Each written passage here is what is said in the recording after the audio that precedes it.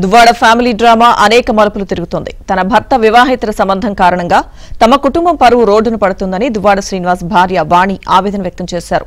తన భర్తపై పార్టీ అధిష్టానం చర్యలు తీసుకోవాలని వాణి కోరారు. మరోవైపు భార్య వాణి, కుమార్తె హైందవి తనపై చేస్తున్న ఆరోపణలు ఖండించారు దువ్వాడ శ్రీనివాస్. తనను 30 ఏళ్ల పాటు భార్య వాణి టార్చర్ పెట్టిందన్నారు. అటు దువ్వాడ వాణి తనను ట్రాప్ చేసి రాజకీయ లబ్ధి కోసం వాడుకున్నారని దివ్యల మాధురి ఆరోపించారు.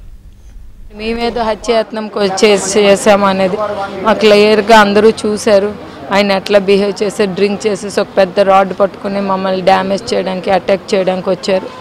ఆయన రిటర్న్ వచ్చి మేమేదో అన్నామని చెప్పేసి ఆయన రిటర్న్ మా మీద కంప్లైంట్ ఇచ్చారు. మేము కూడా పోలీసులకి మాకు పోలీస్ ప్రొటెక్షన్ కావాలి, ఆయన ఇట్లా బిహేవ్ చేసాడని కంప్లైంట్ ఇవ్వడం కూడా జరిగిందండి. నేను ఏ రోజు ఆవిడకి రాజకీయాలు ప్రోత్సహించలేదు, నేను సపోర్ట్ చేయలేదు. ఏదో ఒక శ్రీని గారు పుట్టినరోజుకి డ్యాన్స్ వేసింది, జయకృష్ణ అయితే ఆయన సస్పెండ్ అయిపోయారు.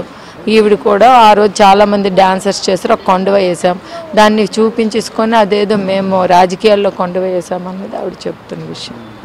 ఎప్పుడైతే నేను టికెట్ అనౌన్స్ చేశానో, అనౌన్స్ చేసిన 3వ రోజు నుంచి నాకు ఇంటికి గడపకి వెళ్ళడానికి అవకాశం లేదు. ఇంటికి తాళాలు వేసేసినారు. ఎవిడెన్స్ అన్నీ ఉన్నాయి. నా ఇంటికి తాళం వేస్తే తాళం విరగ్గొట్టుకొని వెళ్ళిపోవటం నాకు తెలుసు, తలుపులు తోసుకొని వెళ్ళిపోవటమో నాకు తెలుసు. కానీ 25-30 సంవత్సరాల జీవితంలో ప్రతి సందర్భంలో కూడా అవహేళనలు, అవమానాలు, నా తల్లిని తిట్టడం. నా తల్లి 78 సంవత్సరాల వయసు. బయట నిలబడుతూ నేను వచ్చానని చెప్పు నా కొడుకు అంటే ఇంకొక మట్టి ద్వారా కౌరు పెడితే కిందకు వచ్చి అమ్మను కలిసి అక్కడి నుంచి అలా పంపించేసాను తప్ప ఇంటికో తెచ్చుకోలేని దౌర్భాగ్యమైనటువంటి కొడుకుని నేను.